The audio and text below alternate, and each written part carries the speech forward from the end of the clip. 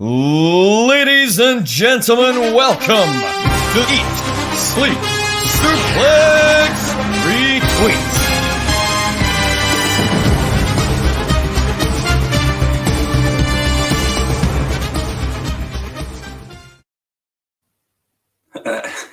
Episode 10, we looked at the fallout of Season 3 of the draft. Episode 20, we thought we'd said goodbye to the GOAT forever. Episode 30, we had our first ever transfer special. Episode 40, we looked at the fallout for Season 5. And now, almost a year into our run, we're here, SDL 50, and finally, Saturday Draft Live, for the first time in its existence, is live. It's Saturday Draft Live. Live. Not really. We're really live. Yeah. For realsies. This is happening. We're live, pal. Actually living up to namesake. There we go. It's about time. Mm-hmm. About time we did it, yeah. The conspiracy theories can do it. Why can't we? So we're here live on Facebook Live, bringing you the greatest show in ESSR history. I am Scott McLeod. I have been here for 50 glorious episodes of Saturday Draft Live. And I will introduce you first to the men who will help me bring in this glorious occasion. First off, climbing the leaderboard, the notorious David Hockney continued to avoid relegation. With his trusty cap, he seemed to say to the rest of ESSR, "Look at me, ESSR, I have a new hat." I'm feeling good now that we've just taken that next step up. We've soared to new heights in the same way that Montez Ford soared to new heights after Cesaro chucked him in the air.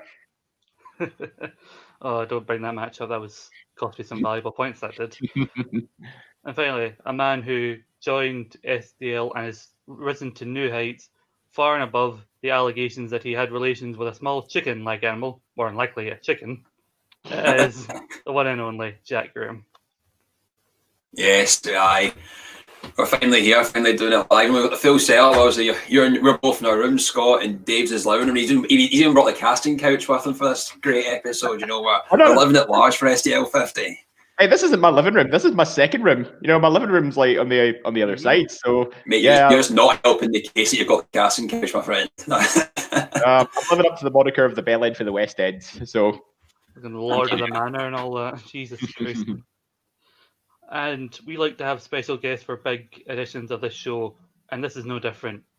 A while ago, this man being on the show would seem unheard of, because outside of everybody having to be here for draft selection shows, I banned this man back in season 4 from ever appearing on this show. But he's producing this show, so it'd be awkward if we didn't have him on to to at least talk about his team for a little bit. He is a favourite to win this season, but if he wants to avoid being banned again, he should watch what he says. And for God's sake, man, trim those sideburns. It is Daniel Campbell. There he is. There he is. Trim those sideburns. What the hell are you on about? Don't argue with me.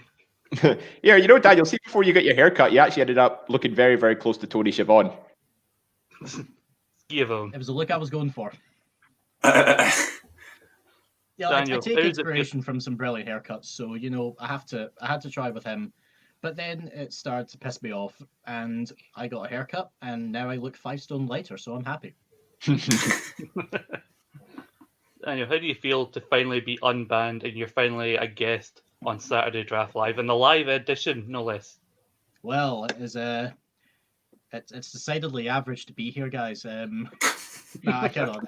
It's actually quite interesting, because I remember ages ago, just because we had like a little laugh about it one time after a show, that was how I ended up on said band list. So it's fitting that obviously I am here. I'm producing the show, obviously, and yes, Mr. Lucas is correct. The main event is on. You guys are very much welcome. Well, thank you for being here. I will get all the plugs kind of out of the way, because we've got a lot to get into. There's no time for doing it at the end, because we've got a big title showdown coming later on, but more on that later. Mm-hmm.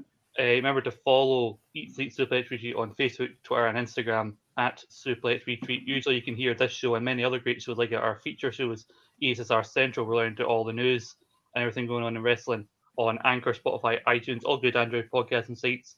Hopefully you're tuning into Facebook Live to see this live version, but we'll have an audio version of this, as we usually do, on those Andrew podcast nights if you're not able to catch us and you just prefer listening and you don't want to gaze upon our glorious faces, then that is up to you. Also, if you stay tuned to our social media channels, you'll see that ESSR will be taking part in a TV quiz tournament. A team comprising of Stephen Wilson, Grant Robbie, and Ross McLeod will represent ESSR to go against Jack's team, Big Picture, in a TV quiz tournament I'm hosting over on the Rogue Opinions podcast, and they will face the winner of Team Rogue Opinions versus Team FTTV, led by former co-host of this show, David Campbell. I'm very excited to be a part of that. I'm sure Jack is as well. It's been the plan since day one, since I joined this podcast over a year ago. I'm going to get in, I'm going to learn the ropes of what it is to do a podcast, make my own, hope that someone else hosts a TV tournament and the my podcast comes up against Eat, Sleep, Suplex, Retweet, and I can absolutely rinse the floor with these wrestling wet wipes. Don't like wrestling anyway, you know what I mean? That's what I call the long con, ladies and gentlemen. And as you've seen, Alan Lucas made a comment. If you're watching us on Facebook Live, feel free to comment, get involved, comment on your favourite moments of the last 50 episodes. We'll be talking about some of ours later on, or just comment on what you think of this week's performance, or who do you think is the favourite to win this season. And I mentioned David Campbell. I need to get this out of the way. He has sent me a lengthy message that he would like me to read verbatim on this show. If you guys will allow me, I'll get this out of the way, if you will. Yep, go ahead. Fine, go ahead. Just to clarify, I'm making this statement as David Campbell, not the GOAT. I feel it's important to distinguish between the two. The GOAT is a character I developed to try and best entertain the listeners and just be downright ridiculous. David Campbell is a guy who loves ESSR. David Campbell is a guy who thought Stephen's draft idea was genius from day one. A guy who mailed Stephen and Scott about doing a show, running down the results every week. He's a guy who loves this show to this very day. I loved the first 20 shows I was lucky enough to be part of. I was really impressed with this show. It's how it keeps evolving. New hosts, new segments, unexpected things happening every single week.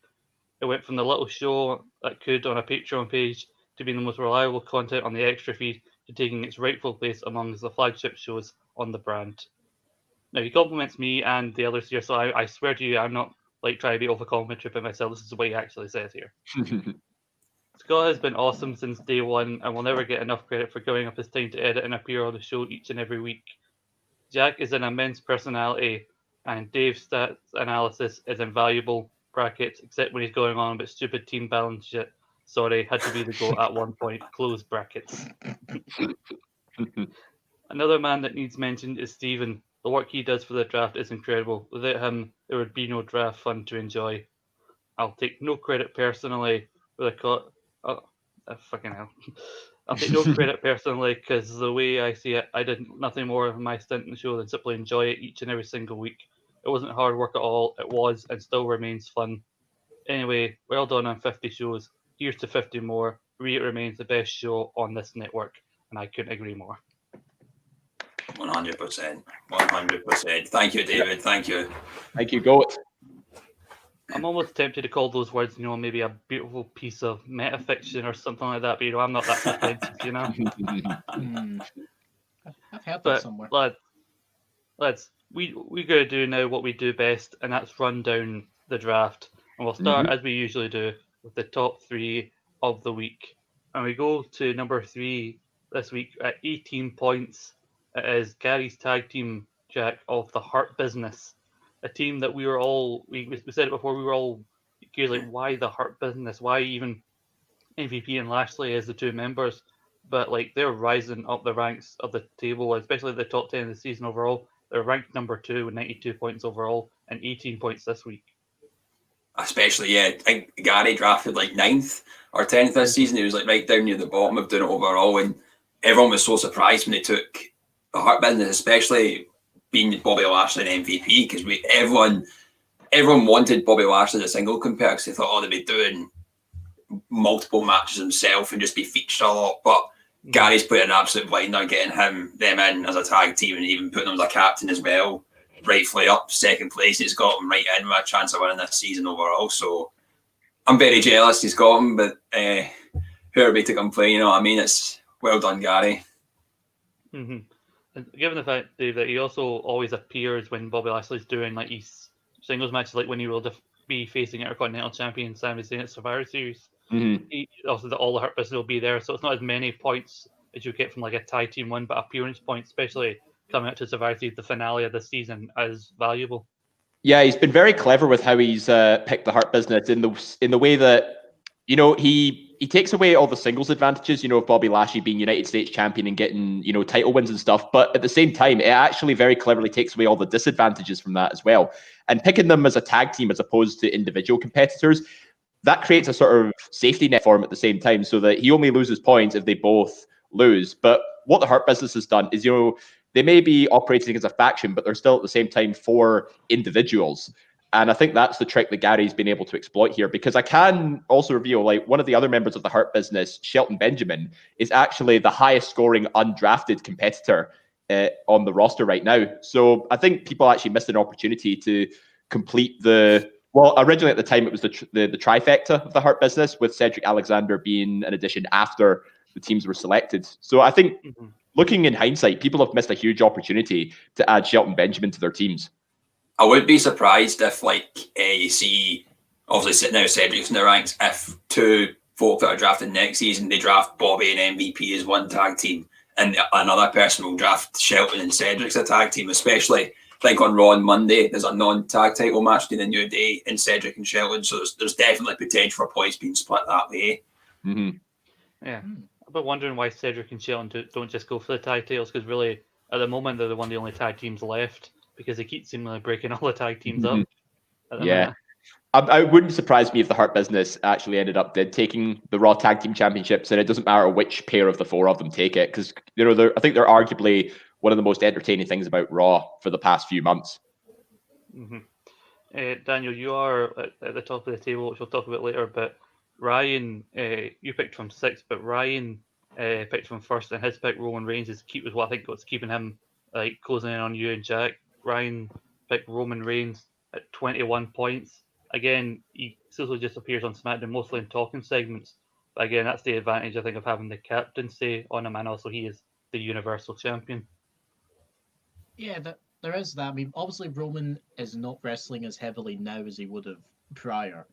His appearances now have become a lot more so story-driven, whereas he'll wrestle when it's called for, as opposed to just, here's Roman Reigns, let's put him in the match. And which we're glad is the case, otherwise we'd all be fearing for our placements on the table right now. But with regards to Reigns' placement, it was a good pick putting the captaincy on him, because I knew my gut feeling was Reigns was going to go early. And it was to the point where even when I was thinking of people to draft, I was like, well, I can't be saying where I'm placing, so if I am not drafting first, Reigns is gone. That was just a given. Yeah, and I think Roman Reigns, at least in the next couple of seasons, even after WrestleMania, when he probably is where he's going to drop that Universal title. If Roman Reigns, if you get selected number 1 draft pick and you don't take Roman Reigns right out the gates for your first singles pick, then you've missed an opportunity and you deserve to be relegated, because Roman, much like Drew previously when Roman went away, now he's came back, he's probably better than he ever has been. So he is basically the most valuable player, or one of the most valuable players the draft has right now.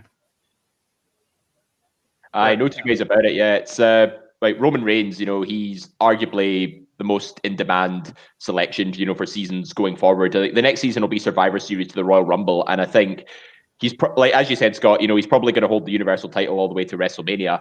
It would be an absolute no-brainer to whoever gets drafted first. Roman Reigns, I bet, is going to be the very first pick again. Yeah, even though in between that time you'll probably only have 2 really key title defenses on pay-per-view, but even in between then he'll still be a featured player on television, because again he's one of the top 2 champions in WWE right now. But Dave, I'll stick with you right now, as at 25 points, a pick that finally paid off his full potential to you, Randy Orton, 25 points after winning the WWE Championship at Hell in a Cell and then featured prominently on Raw the following night. You've got to be just so happy with yourself. It's a massive sigh of relief more than anything, because I was so nervous watching that Hell in a Cell match from a draft perspective that I thought, well, you know what? I think people have been, saying rumors online, that Drew's still going to continue his run as WWE champion. And it wouldn't surprise me if it did, because he's actually done a really, really spectacular job as champion. But like one RKO out of nowhere and it all changed in an instant. Like, because if Randy Orton had lost that match, I was pretty much done for the season. So, I mean, sorry, Jack, but I mean, your big gamble of switching the captaincy to Drew hasn't paid off. But you never know it. You might not be out of it just yet. That's all I'll say. Yeah, this is going to be a sore subject for you right now with Drew. I mean, he held on to the title longer for this season than most people thought. A lot of people thought he was going to lose at SummerSlam. Then they said Clash of Champions. So you know what? He held on to it for at least half of the season. So you got that, and for now you've still got FTR as champions as well.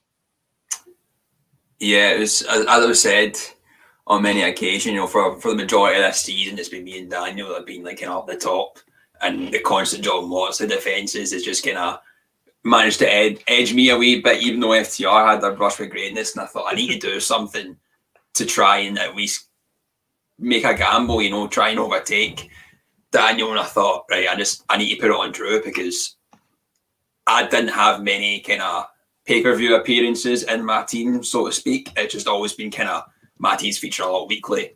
So I was like, right, I just need to do it, see the gamble and see what happens. Obviously, rolled the dice and I rolled a 1 and it just didn't happen for me. But the points that I lost, I managed to gain back pretty much in Raw the next night, with Drew appearing a lot as well, which was good. Also getting a win over Miz and appearing multiple times in there. And there's still potential for Drew to be involved with the Survivor Series team. There's a lot of scope. I've just got a bit. Obviously, I've got FTR going up against Young Bucks on Full Gear, which I think is next week. And next Saturday. With this weird stipulation as well, that if Young Bucks don't win, they are never going for the tag titles again. So are they going to lose the belts? I don't know, but I'm happy with Drew being my captain now, I think.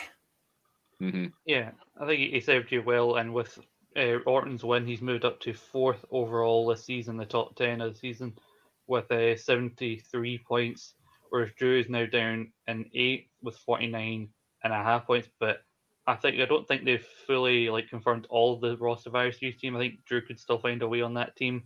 Yeah, there's 2 spaces left. 2 spaces open, and I think Drew will probably get one of them, and I think the last one might go to Braun Strowman.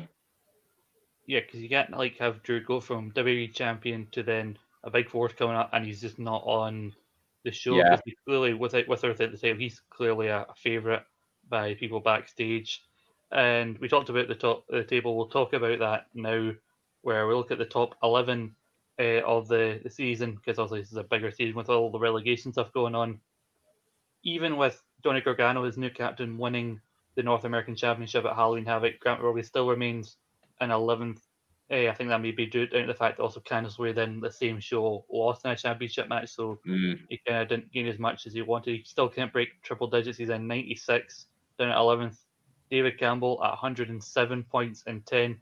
I'm just above him, dangling along the razor's edge in 9th at 110.5 points. I'm starting to create distance, which is what I need from David Campbell, especially with Hikaru Shida's last-minute announced defense at Full Gear. But I think the last-minute nature of that announcement means she's not losing it yet, which is what I need right now. I need a pay-per-view title retention to help create that much-needed distance, especially with Seth Rollins, David's captain, constantly appearing on bloody SmackDown. That always seems to be what helps them up.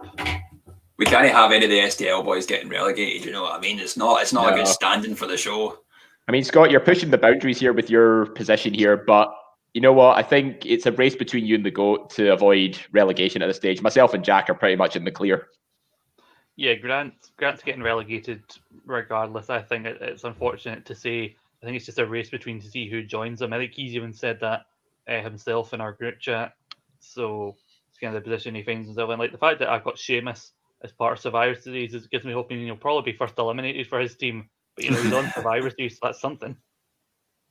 Little victories sometimes. We've got Steven at 125.5 points. Ross is in 7th at 132 points. Alan 161.5 points.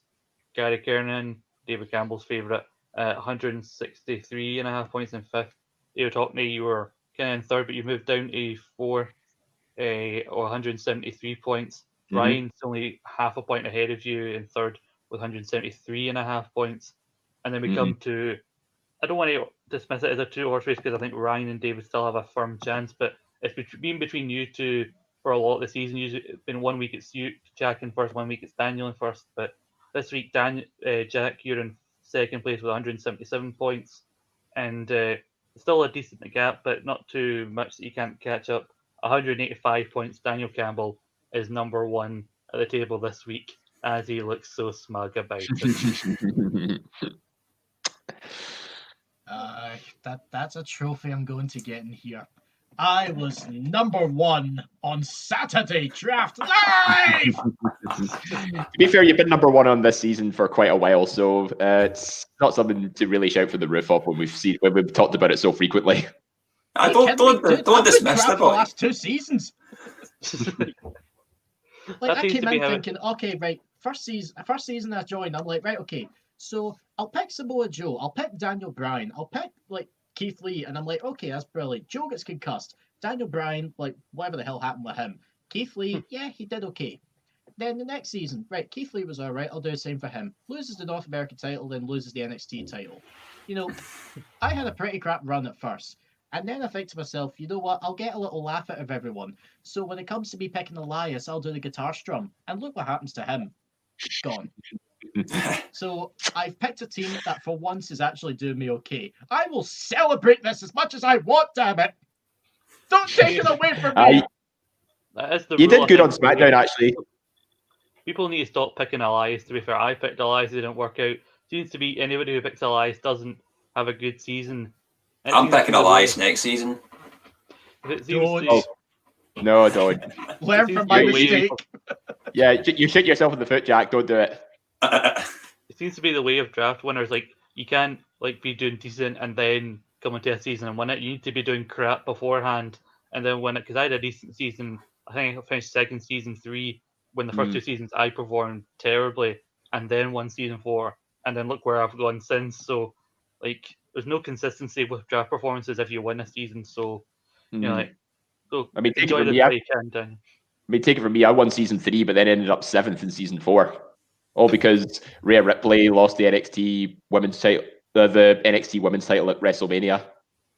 The reason I was so happy about that loss is because the night before, I still managed to hold on my win for the season, despite the fact that Shayna Baszler lost and I was counting on her to win. And David, amongst everybody, seemed to be the happiest and found it the most funny when that happened. And then the next night, Rhea Ripley lost. And basically, I think that was karma, David, and quite frankly, you deserved it. But that's the funny thing. I think we were all going into it thinking that Shayna Baszler was going to win the Raw Women's title, and then all of a sudden, it's just a fluke roll-up pin out of nowhere, and that's it. Game's a bogey. And I remember I did send you the gif of Drax the Destroyer doing his loud laughing when Star-Lord got his secret crush on Gamora exposed. Yeah, that was funny, wasn't it?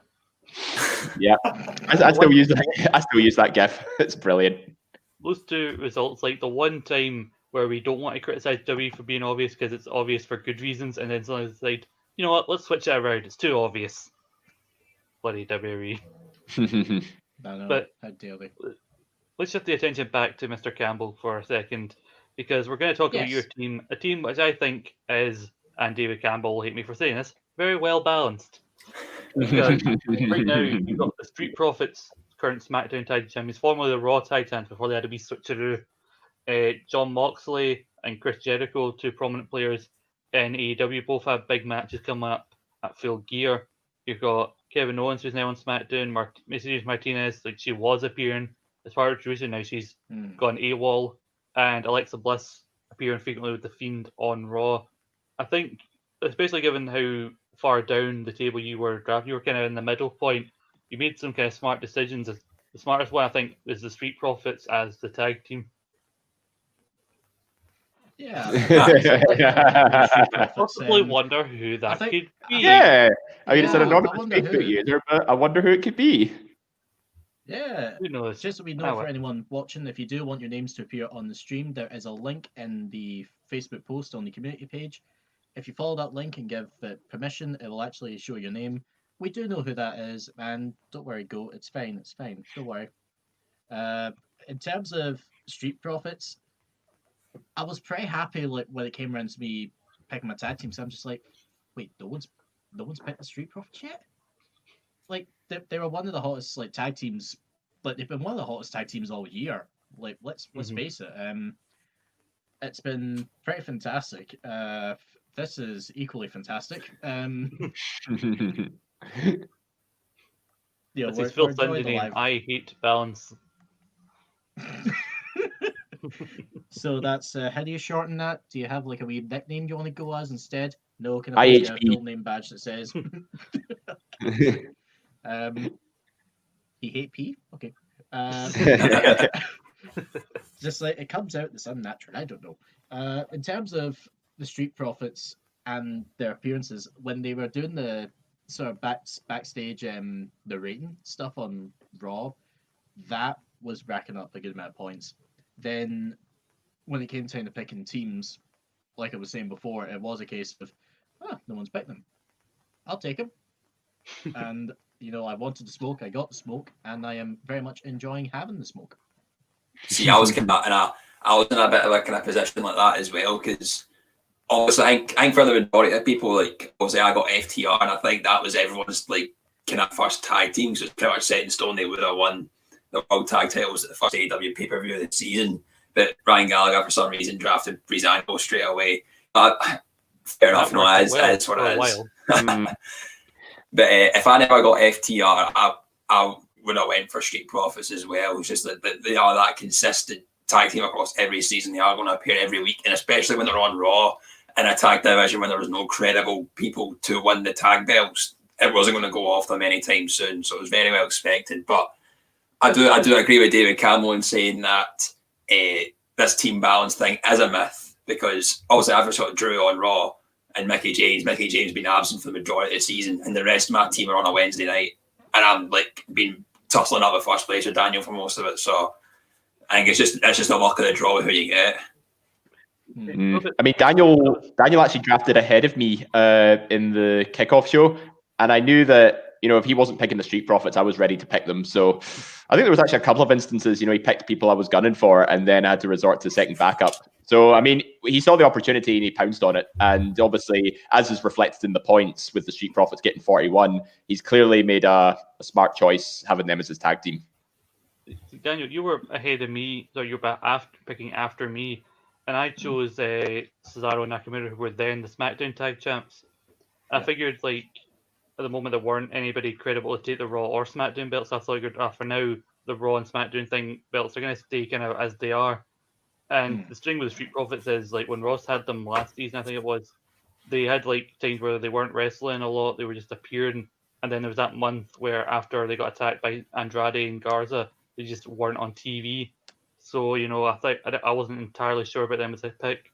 So I figured if I'm going to pick either the Raw or SmackDown champ, I thought I was safer going with Cesaro and Nakamura. And then the bloody New Day came back and ruined everything. Now, I'm going to correct your statement here first. So, the New Day do not ruin anything. The New Day make everything right. So, yeah, that's true. It's only fitting that when they came back, fortune began to favour me when they took away the titles from Cesaro and Nakamura. So, thank you very much, New Day. Make matters Also, worse, by the way, I Cesaro and just Nakamura noticed this has lost to come up use. here, so... Oh, for goodness sake. I mean, it's another Facebook user, but I think we can pretty guess. I think we can guess who that is. It's like I'm getting paranoid by the hairline. It's like me picking Breezango. Well, it's not me because I've got my hat on. I mean, saying I'm getting paranoid by the hairline. It's going all the way back, so I need to keep the fringe down now. But I do not appreciate the comparison to Liam Gallagher. I think that boy's a right melt, but what can you do? I mean, to be fair, it could be worse. Like, right now, you're actually looking like somebody put methadone Mick through a tumble jar. Oh, for goodness sake. Just being honest, like, you brought me on here, asking if, like, this is what you guys expected. Like, you should have kept me on the banned list if you wanted to Christ. avoid this. So, I mean, Scott, how do we kick him out? I see why he was banned to begin with. Get this prick out of here. Don't worry, draft guys. back in anger. Oh, you know what? I'm loving this audience interaction now. This is great. See, this is why it's wonderful. Look at it, How about- go back to your team, Daniel. I think what's good at this point in the season is it's still like again with David and with Ryan. I said they're still got a chance of like moving into the number 1 position because we've still got 2 big shows coming up before the end of the season. We've got Full Gear next week, and then Survivor Series. I think Survivor Series will be a big like telling point here with regards to how everybody finishes. But with Full Gear, you've got Jericho taking on MJF, and then you've got John Moxley defending his AEW title against Eddie Kingston. How confident are you that both of them will walk out with the win? And which one are you more confident in if one of them's going to lose? Well, I do remember back on the kickoff show that we did, everyone was kind of like cracking on, just like, "Oh, you picked Moxley, he's gonna lose," and obviously we saw how things turned out. I wonder who was saying more that to you, obviously- Daniel. Yeah, I wonder who. Also, Jack, just another wee thing for you. Oh, for goodness sake. Stop drafting your heart out. And the puns keep coming. Yeah, they do. Champagne drafting over. Nah. I can't believe we allowed Ryan Gallagher's comment to get shown. That's ridiculous. Jack, you said to and he said maybe. Get out. Get Come out. on. Oh, come on. Fuck off. That was Wow. Blood are better than Oasis. That was Fuck the worst. Oasis. That was the worst of the lot. it's one of the few Oasis songs I remember that hasn't been said already. Leave me alone. But back Just to because there are AEW. guitars in my wall does not mean I am going to play it, no matter what you think, Scott. So, what was I going to say? Anyway, everyone, here's Wonderwall. But to quote Just like, a show that so I nobody think he's listens probably to. going Anyway, to back to the lose at the wrestling. pay-per-view. Anyway, back to the wrestling. Sorry, I'm not familiar with that show. No one is.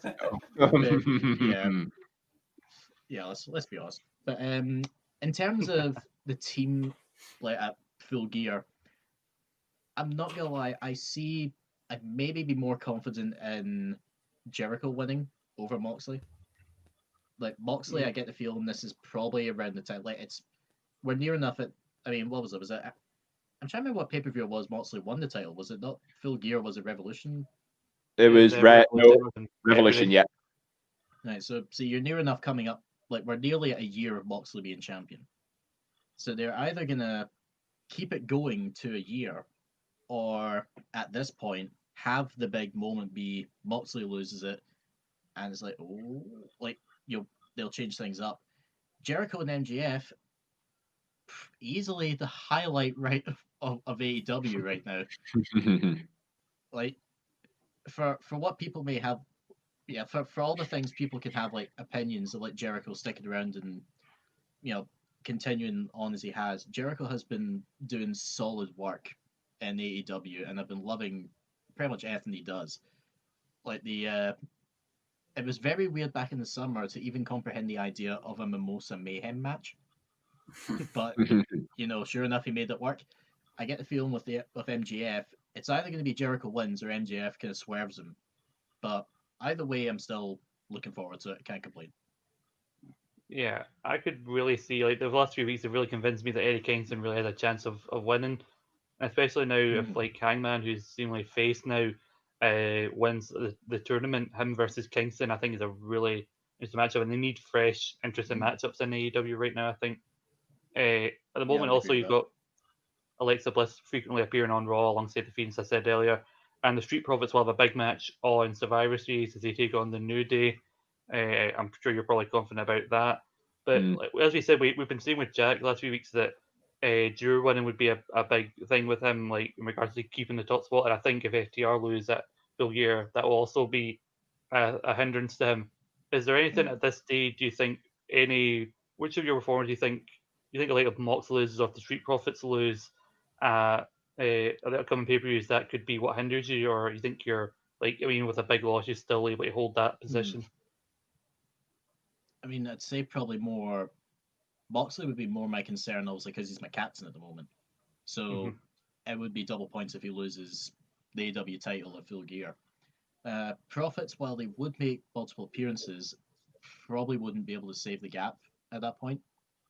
The only thing I would then end up having to rely on would be, the appearances from Bliss, the Profits, Owens, and from Jericho. That'd be the only things I'd have to try and save. Martinez, we don't know obviously what's going on with her right now, so she's basically she's a name that's right there, is not getting any points right now. If there was a transfer window, it would have to be her I would switch out. But at the moment, I'm making do with everyone else. Yeah, because I think Owens on SmackDown this week earned a spot on the men's Survivor Series team. So across Full Gear and Survivor Series, it helps that your team is well represented on both shows. And yeah, I do think Moxley is the one to be concerned about, because it has been a while when AEW seemingly don't like doing short title reigns unless you need to hold it while Cody does a bloody reality show. Hence Brody Lee. Yeah. That really sticks in my craw. But Dave, we know about how well Roman Reigns is doing for Ryan earlier on. How are you feeling going into the match at Survivor Series with you've got Randy Orton going up against Roman Reigns? How are you feeling about this? I mean, Orton is more recent as champion, but Roman, I think, is more commodity, I think, in WWE's eyes at the minute. Yeah, honestly, I don't think either of those guys can afford a loss at this stage. So it's very much up in the air at this point. But there's also that lingering specter of Miz now holding the Money in the Bank contract. And there was rumors floating around that, 22nd of November was a very crucial day for the Miz back in 2010. And it was in the Amway Center of all places where he won the WWE Championship by cashing in on Randy Orton. So I think there've been memes and rumors going around that this could be history repeating itself 10 years later. So what I'm hoping is, I'm not really too focused too much on the Orton-Roman match because Lucas knows where he wants things to go. Yeah. My best case scenario for Survivor Series is Miz cashes in on the night and fails. Orton retains the championship, and that's a successful retention for my captain in a title match on a pay-per-view. I mean, what a way to end the season, I think. And, as we've seen earlier, Randy Orton got me 25 points just this week alone. So, but obviously that includes Raw. So we'll estimate, maybe, I think it's 16 points you get for a pay-per-view defense. Yeah, if that happens, that could very much push me to the top of the table. So I'm watching that carefully. And, there was other rumors that Randy Orton is set to defend the WWE title against Edge at WrestleMania. So if that happens, if that's still the plan, I think the only logical way this is going to happen is Miz cashes in and fails. See, Dave, I'm kind of inclined to disagree with you. Obviously, it's came out a lot from the woodwork again. It's been said many a time as well that the only person Ric Flair wants to have seen eclipse his title reign record is Randy Orton. So I wouldn't be surprised if Miz cash in at Survivor Series, wins, but then Randy Orton wins it back. So then that's 2 titles to catch up to that record. I think that's more where this is kind of going now, even with coming up against Edge. So I think, and plus, unfortunately, because it'll put it on a really good position come up at the end of the season, but I do think it can be a successful Miz cash in at Survivor Series. See, I hear what you're saying, Jack, but I think there's still plenty of time for Randy Orton to make it 16 reigns, the following year, especially, when crowds start to come back. I think if Ric Flair wants that to happen, eclipse the 16 championship reigns, what better way to encapsulate that in front of a crowd? I think for the time being, it's probably best to, play it safe, keep things stable, and then see where things are post WrestleMania. I mean, that's just that if I was thinking out loud and if I was planning the way it would go, I think that's probably the best way to do it. You see, to me, what the funniest thing that could happen in regards to Miz's cash in is that back in 2010, he cashed in the night after Survivor Series 2010, and also Survivor Series at the end of the season. If Miz waited and cashed in the night after Survivor Series, the season would be over and nobody would lose or gain anything from Miz winning the title. I- And to me, that would be very funny. I'd be perfectly happy, you know, if it was the night after Survivor Series, much like 10 years ago, as opposed to the night itself. But either way, if I'm hoping it's going to be a failed cash in, you know, that could boost me right up to the top in a last minute surge. Yeah. Look, it disapproves of what I've said. It's basically because Miz is on Alan's team right now, so that's why you're getting all this feedback. There's like a little sort of comparison we can make between 2010 and 2020, because if you think about it, they debuted a new stable. They were seeming like quite a big deal at first, and then all the momentum just got swept out from under their feet. So, yeah, I mean, apart from their lack of a presence on Survivor Series, it's a near enough match.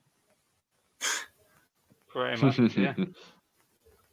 We will talk a bit more about Full Gear and Survivor Series closer to the shows. Like we'll talk about Full Gear next week because we're recording the day of the show. But one last thing on Survivor Series before we move on to like favorite moments of SDL. Something that made me like, I know the teams for the Raw men's and women's are still coming together, but they put together Raw women's team this week. And I saw Mandy Rose and I remembered, wait, wasn't she #1 pick for Gary this season? I keep forgetting that. Out of everybody, like you've got people taking Roman, bloody Drew McIntyre, all sorts, and he chooses Mandy Rose as #1 pick. I still think that's one of the strangest #1 singles picks that we've ever had in this draft.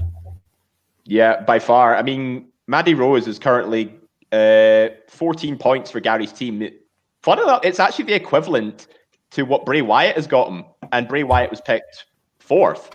His highest score is obviously the Hurt Business, but his second highest is Damian Priest, who, even though he lost the North American title, he's still sitting pretty comfortably on 28 points. So Mandy's actually in the middle of his team in terms of individual points.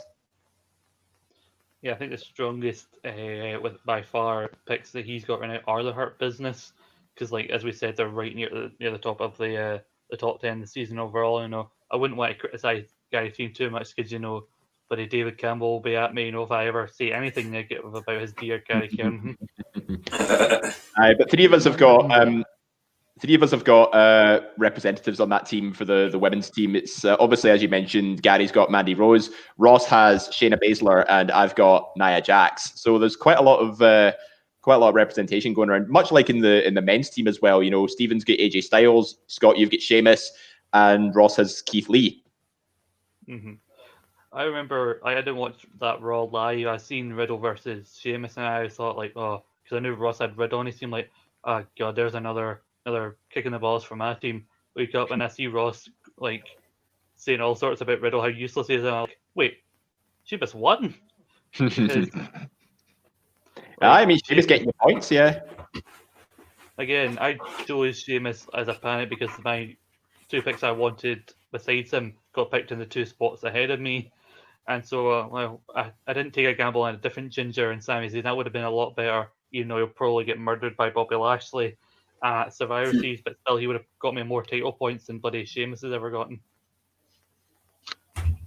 But, you know, well, it's just one of those. It's one of those instances where Sami Zayn, you know, was one of the people that didn't reappear until literally the week after the kickoff show. So that was an unfortunate missed opportunity to not draft Sami Zayn, but there was nothing any of us could have done about it.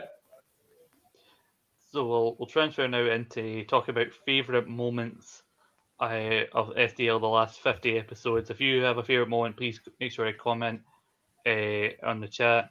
And, you know, I had to be selfish at first. I'll mention a couple moments that involve me because it's a toss-up between, you know, the season 4 selection show where I got revenge on David Campbell, or it could be midway through season 5 where I successfully cashed in my season 4 opportunity against Sarah. So, you know, I'm trying to think of something non-revenge related than a very petty person, as you discovered. I've got one. But, Go ahead, Ken. When the GOAT drafted the Golden Role Models. Top moment. That was. I mean, in all fairness, he actually did say he was going to do it. So give him credits, you know, for keeping to his word. But oh yeah, holy crap! I mean, what on earth? I won't give that man credit. Or ever give that man credit. He's an idiot. Why did you do that? It was always going to happen. Hey, I've actually got a good one. Okay. Also coming from the season 4 kickoff show, when everybody, I was second person to know. choose. Yep. I remember this. Literally everybody thought that my first singles pick was going to be Adam Cole, baby. But but then I swerved every single one of you when I read it out. Said my first pick is the NXT champion. You, Scott, started writing Adam Cole on the board, and then I say at the top of my voice, Rhea Ripley, and I stick it to every single one of you. Like that's still one of my favorite moments from SDL season. In particular, it was right after, it looked as if Adam Cole was going to get swiped from under me. That's but then one of my favorite moments. No, I didn't enjoy that. Honestly, it was just it was absolute wind up. You guys teasing me about Adam Cole and stuff. You taking the undisputed name away from me. You were just poking the bear, and then I come out with Rhea Ripley, and the shock on all your faces. Stephen Wilson, I believe one of the quotes from David Campbell was, "Stephen Wilson looks like he's having an aneurysm in the corner." Like I think that pretty much summed up all of your reactions to it. You made a terrible mistake though when you said that your team name was Day One as H and just confused the living shit out of everyone. David Campbell can never pronounce it properly. Dave, whatever his team name is. Just for that comment there, I wasn't panicking at all. I was, I knew that Adam Cole was in danger of getting picked, so I was prepared for the fact that I had a backup option, and boy, did it shock every one of you. That's what I'm most proud of. It did, yeah. And also there was no need for the Adam Cole t-shirt. I think I was a little over the top. I remember getting Adam Cole a couple of rounds later, and I was worried because I thought, like, David's no picked him. Does he know something I don't? I think it was all setting up for the fact he would probably lose at the Mania Takeover. He's retained in February at that Takeover, and then I think I must have been one of the only people happy that there wasn't a Mania Takeover, because it meant there wasn't an Adam Cole title defense that weekend to lose me any points. Guy, but I hope even just before the kickoff show, I mean, it's not quite SDL related, but winning season 3 was one of the big highlights of just the draft in general. And that was the same night I won the Royal Rumble sweep at the same time. My only regret for that is not switching my captaincy to Drew in the last week. But I took the gamble that Undisputed Era were going to beat Imperium, and unfortunately that didn't pay off. But in the end, it didn't really matter. I would say that my favourite SDL moment, obviously, it was me and Daniel both joined this podcast about a year ago, and literally a couple of months into season 3 or season 4, I won my first title on Saturday Draft Live against Stephen Wilson. I think that was a great moment for myself. But another moment, just in terms of like when me and Dave have been on this show doing it every week, I really enjoyed the episode this season. We were discussing just there's the table in general, and Ryan Gallagher popped up in the group chat saying, "Oh, can I come on? I've got something to say to Stephen Wilson," and he started going on his rant of Stephen Wilson on the show, blah blah. And out of nowhere, Ross just appeared and just went, "I agree with you, Ryan." We were just like, "Wait, what?" And it's shown that like this show can have just so many surprises, and it's like the entertainment's always going to be there, from the unexpectedness to the title shots to cash ins to whatever. It's just you get it all here. Yeah, that's what we've always tried to do. Like David Campbell mentioned it briefly in that statement I read it earlier. We wanted to create a thing like you need to tune in every week. Something's always going on. We've got this person on, or there's going to be something to do with the Easter title. There's a major announcement this week on the show. Something I'm very proud of this season. I know Dave wasn't a fan of it, but when we managed to surprise you with the spare change casting with Andy Mitchell, because it was Andy's one and only appearance on this show. Yeah, me, him, and David Campbell talked about doing this. We confirmed we were doing it on the Wednesday, and I spent the rest of the week like worrying, like, how am I going to be able to pull this off without these two knowing? Because I didn't tell Dave or Jack about it. And you can kind of hear me clicking to them. Oh, I'm adding the call. And I'm being also like, you hear some spare change singling, and then you hear Andy's voice like, "Hello, Dave," and then I'm sad that we weren't doing video that day, because I would have loved to see your reaction. Yeah, honestly, if we were on video that day, you'd have seen my arse just collapse. Like, and do you know what I actually really like about that moment though is that you sneaked Andy into the group call without any of us realizing. Because normally I have the chat open as well to see what's going on. I didn't have it open, and I wasn't even aware that Andy had been added to the chat like about a few minutes prior. So I mean, I applaud you for your secrecy on that one. That was very well pulled off. Yeah, I message him throughout the show like I'm doing it in such a time. Like, okay, Dave's gonna finish his point in a second. Get ready. I'm gonna add you in a second. Like, I warned him like have Skype open, be on because I didn't want to like tease like and here's Andy Mitchell, and it wasn't at his computer, and then nothing happened. Although I'm pretty sure Andy could have cashed in on his own accord, but you're the one who's actually having to announce the cash in itself. If it was Andy himself that was saying I'm cashing in spare change of the 10, I think that would have just hammered the point home. I think it was David who orchestrated this whole. David Campbell who orchestrated the whole thing. He said to me about doing it, and he wasn't even a part of ESSR. I don't think he even came back to be part of like conspiracy theories and that yet. This was like somewhere in the middle of season 5. This happened. So we still like took him back officially, but he was still pulling the string that the wee puppet master that he is. And it was our Champions Lounge as well. All three of Andy Mitchell, as they call. It was our Champions Lounge as well. All three of us had titles to our name. I was ESSR champion. Scott, you were Quiz Showdown champion, and Jack, you were 365 champion. Oh yes, good times. I had a long title reign during this COVID era, but it's another home now. Is it another home somewhere? I wonder where that is, Daniel. It's a very good home. Yeah, that was even a fun I remember actually seeing it appear, and I'm just like, oh yes, I remember this. It was very good, and the thing is, all these great times, they make you enjoy moments in life. They make you feel very special. And do you like to be in places where things go really special, where you feel nice and hungry and content? Well, you should get yourself down to Hockney's Hockey House. God's sake, Daniel. I can see this coming a mile away. Oh, for God's sake. Well, if I've got it loaded there, I have to. I've got to get running. Never mind. Hey, listen, forget the 10% discount. You're getting 20% added on your final bill next time you visit. Do you realize what times we live in? I mean, don't forget, a very wise person... We're dealing with a pandemic, you fanny.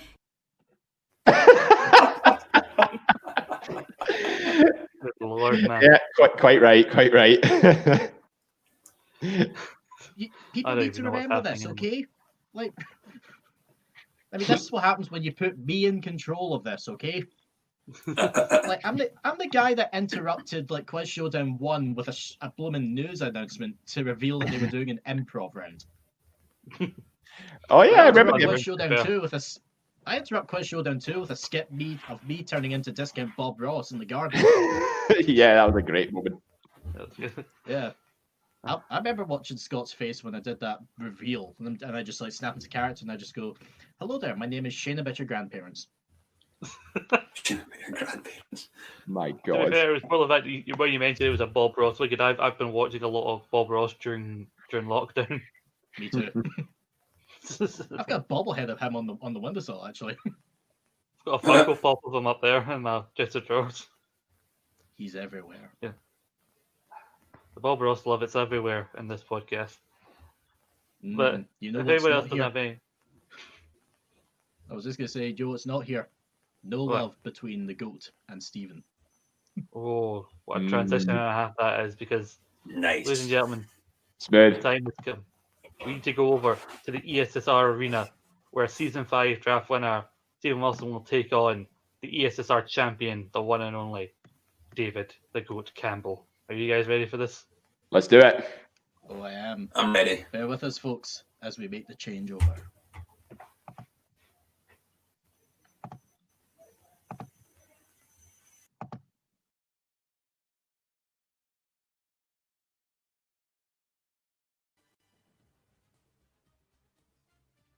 And now, ladies and gentlemen, we are here in the ESSR arena. The situation is so drastic that the lighting for some of us has changed, Some of us are suddenly wearing different clothes. Anything can happen in the Saturday Draft Live Federation. You're here to settle a score that's been building and building for many, many, many days. Petitions have been put out, harsh words have been exchanged, but now we're here to decide the fate of the ESSR Championship, clearly the most prestigious prize in all of podcasting. I am still joined by David Hockney, Jack Graham, and Daniel Campbell, but we've been joined by the two gladiators who will now go to battle over this championship. First off, we have a two-time winner of the ESSR draft, the man who's finally taking his season 5 opportunity at the ESSR Championship. He is the dictator of ESSR. That's not the word I wanted to use, but we're on Facebook Live, so I added the tater. It is Stephen Wilson. Yes. Anybody who listens to this regularly knows that I hate sheep, or people who do stuff to sheep. I'm now hating goats in the last couple of weeks. So... Oh, we all hate goats. And now, your reigning, defending, Eat, Sleep, Suplex, Retreat champion. He is riding a high at the moment, as Rob Florence described his comments on Hulk Hogan versus Shawn Michaels from SummerSlam 2005 when he described that match as a piece of beautiful metafiction. He really created a picture with these words. It's just a shame he couldn't put the same amount of effort into his film scripts. It is David Campbell. Wow, that's the finally a burn that actually got to me on this fucking show. Very well played, Scott McLeod. First off, he called Stephen a two-time draft champion. 2 with an asterisk, because I wasn't in the league when Stephen won his second title, so it doesn't really count. Fucked off. Fucked off. Whatever, right. But anyway, you talk about this beef between me and Stephen Wilson. I've done nothing except ask the rules to be followed. He's going to catch in as soon as he can. It's been months since he won that sham of a public draft. David, I'm a busy man. You know. I'm trying to move house. You know, I'm getting married. Well, I was getting married next year. No longer get married next year. Get married in 2 years before people judge anything. Stephen, I didn't pester you about this plastic title when you're moving house because I dislike you. I did it because it's the right thing to do. Okay, right? That's the end of the story. Well, but my Saturdays are spent by looking at carpets and couches and other things that you buy for a house that I didn't know I could buy for a house until recently. So don't blame me. Well, with trash talk of this caliber, we must get into our questions. So I'll pass it over to Question Master Jack, who will help decide the fate of this championship. Well, as I had question for Scott when he went up against Sarah Grieve for the SSR title, I have a question for you two. Are you ready? You ready for it? I've put so much time into this question. I even created a separate group chat just to make it all staying ready to go. Hell in a Cell just went past, and there was 3 Hell in a Cell matches, and I want you to tell me the total combined time of all 3 Hell in a Cell matches. Oh, well. Please send your answers to David Hockney. Yes, we should have said that beforehand. David Hockney is ready with Facebook Messenger open to receive the answers. If by some miracle they put the exact same answer, then the advantage will go to whoever David Hockney received his answer from first. Mm-hmm. Just to clarify, it's bell to bell, yeah? Bell to bell, yeah. Yes. And I can tell they literally sent it almost at exactly the same time. Now, but if they are both completely off the mark with the time, it will be whoever is closest as traditional rules is. I'm explaining if this is your first time seeing a draft cash in. Okay. We've done it against each other before, you know. We both know the rules. Like, where's Blackwood to miscount it? I don't think Dave won't miscount it. He's a numbers man. That's man. Right. Well, get it right. I can reveal that Stephen answered first. Correct. No. Stephen says that the total combined time of all 3 Hell in a Cell matches at last Sunday's pay-per-view was 76 minutes. Oh, that's not what I had. Oh, God. The GOAT, David Campbell, has gone with 65 minutes. Oh, God. Before I get into what the actual answer is, Daniel, what would be your guess if you were in this? I know the first Cell match did run for quite a while, so I'm more inclined to go maybe with David's answer.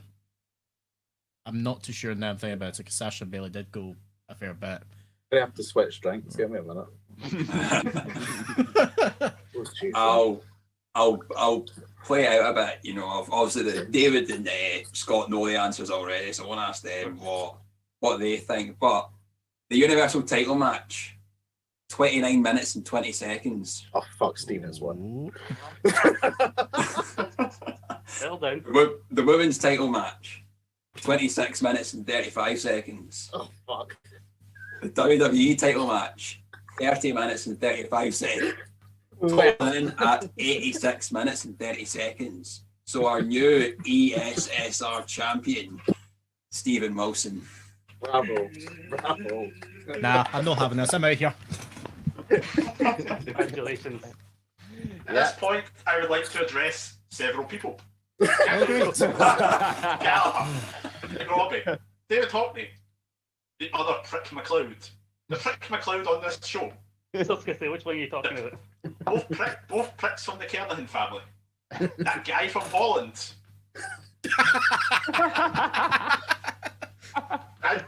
Daniel Campbell. Sarah Grieve. Some guy called Mark Hume. Listener. Thanks, Mark, for listening. Hey. Thank you, Mark. Producer Ajay. First name not mentioned. The man who thinks Miz was in Retribution. And Alan Laurie. Up he's all. Well, that's a long list. Taking a brief segue here to the former champion, Mr. Campbell. Your reaction, you demanded this match. You were in for a big fight there. How do you feel? Well, I'm pleased the match happened. You know, that's all I wanted in the end. The integrity of the draft kept. 6th title reign. Had a number of classic moments defending the title against Scottish Quiz Showdown 4, defending it Hell in a Cell. Didn't. You know, so it's one of those things. I'll get that title for a 7th time. I'll catch up with, I think Hockney is the next person I've got to pass. So Yep. that hatted man is my next target. Congratulations to Stephen. He came up with this draft in the first place. It's only fitting that he should win it on the 50th episode of Saturday Draft Live. You know, I'm a banal. I don't know why people hate me so much. You know, I can't get it. Really don't like him. I really don't like him. What's he on about? Before David slips away again, like he did on episode 20, we once again go back to comments from the current champion.